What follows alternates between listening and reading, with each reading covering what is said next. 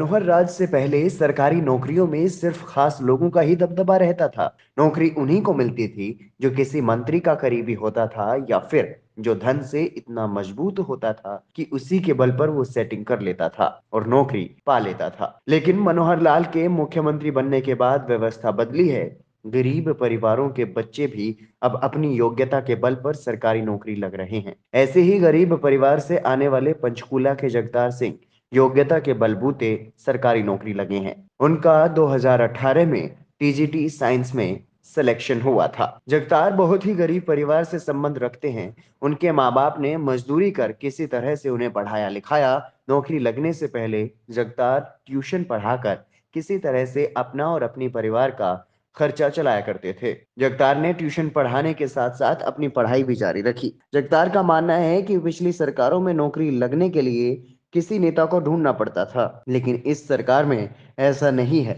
यहाँ नौकरी लगने का एक ही क्राइटेरिया है और वो है मेहनत और योग्यता। पर्ची और खर्ची का पुराना सिस्टम यहाँ नहीं चलता।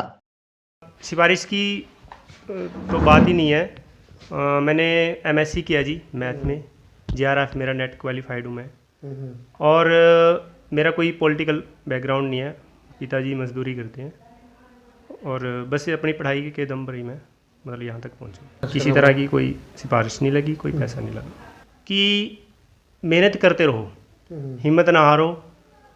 कहीं ना कहीं पारदर्शिता के माध्यम से आपको आपकी मेहनत का फल मिलेगा और लगे रहो। बस मैं तो यही कहूँ कि निराश ना हो, सिफारिश के चक्करों में ना पड़े, अपनी मेहनत पे भरोसा रखें तो आप पक्का कामयाब होंगे।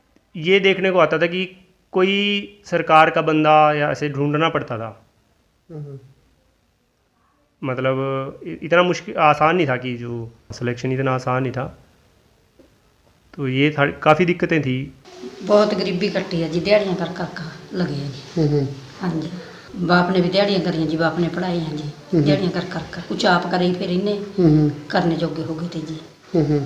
बस फिर जद लगे हैं जी। हमने भी सोचते थे भी जी पढ़ा लिखा कर देखा कभी नौकरी मिलेगी कि नहीं मिलेगी।